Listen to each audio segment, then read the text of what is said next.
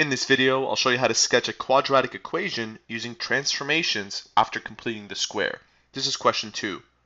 The question asks, write the equation y is equal to negative 2x squared minus 8x minus 3 in vertex form and then sketch its graph.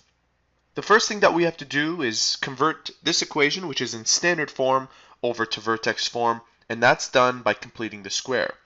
To complete the square, the coefficient of your a term, this is our a term, needs to be unoccupied. In other words, the coefficient needs to be a 1. So you'll notice that in the first two terms here, that they both share a negative 2 in common, so we can common factor a negative 2, and then your coefficient will be a 1. Let me show you what I mean. Y is equal to negative 2 bracket x squared plus 4x minus 3. Notice that I've common factored a negative 2 from the first two terms. The next thing that I'll have to do is locate my b term, and that is my b term. Divide the coefficient by 2, and then square the number that you get. And that gives me a 4. And I'm going to take 4 and add it and subtract it to this part of the equation.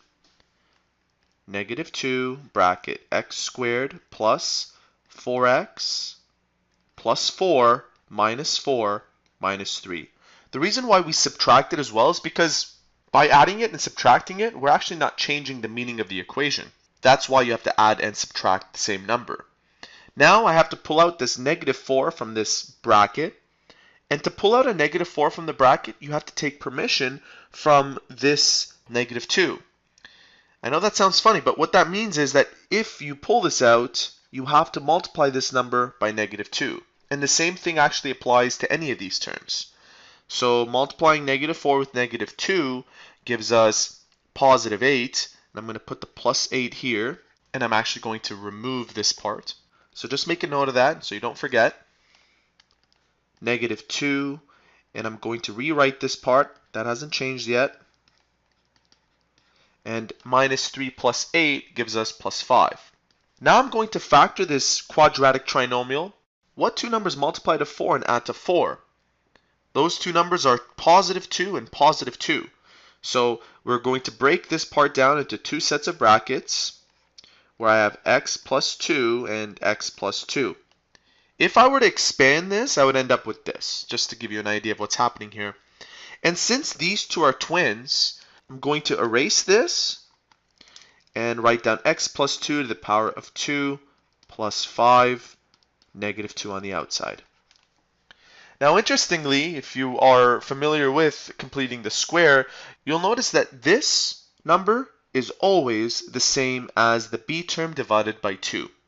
So now that I've converted this standard form into vertex form, I can locate my vertex by analyzing this equation.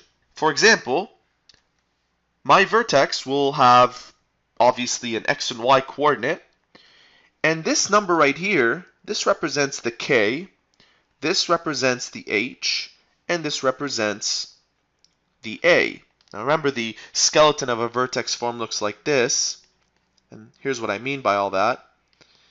And so my k represents my y coordinate of 5, and my h, which, by the way, this equation doesn't entirely model this one because the h here has a negative in front of it. So I'm going to rewrite this so that my h has a negative in front of it as well. And here's how you rewrite it. You see this x plus 2? That's the same thing as saying x minus negative 2, because a negative and a negative make a positive. So our h, which represents the x coordinate of my vertex, is negative 2. That is my new vertex. I'm going to plot that 2 over 5 upwards. So I've translated my parabola by unit of 2 to the left, and vertically translated my parabola by a unit of 5 upwards. My next step is to deal with this a. Now the a tells us two things. It tells us if there's a reflection, and it tells us if there's a vertical stretch or a compression. Since this is negative, our parabola, the original one, will be reflected. So it'll be going in the opposite direction, pointing downwards, and also it will be squeezed or gotten skinnier by a factor of 2. That is called a vertical stretch. Now to sketch this accurately, we need to find the y-intercept. because this will give us an idea as to where this point will connect to next. To find your y-intercept, you set x equal to 0 and you solve for y. So let's go ahead and do that. Y is equal to negative 2 bracket 2 squared plus 5. Notice that this became 2 because I set x is equal to 0. 2 times 2 is 4, times negative 2 is negative 8, plus 5 is negative 3. So my y-intercept is at 0 and negative 3. I'm going to plot that point as well, and that's right there. Connecting these two gives me a parabola that's starting to shape up like that. The distance from this x-coordinate to this x-coordinate is 2 units. So 2 units to the right, and since parabolas are symmetrical, you'll have another point that is 1, 2 to the left, and down to the same y-coordinate as before. I'll try to connect these the best I can. Arrows at their tips because that means it's a continuous function. There are no restrictions. So there you have it. That is the transformed version of the parabola y is equal to x squared. If you found this tutorial helpful, please support our channel by subscribing or by liking this video. If you have any further questions, visit our website at studyforce.com. We're an online service for students seeking free homework help. See you soon.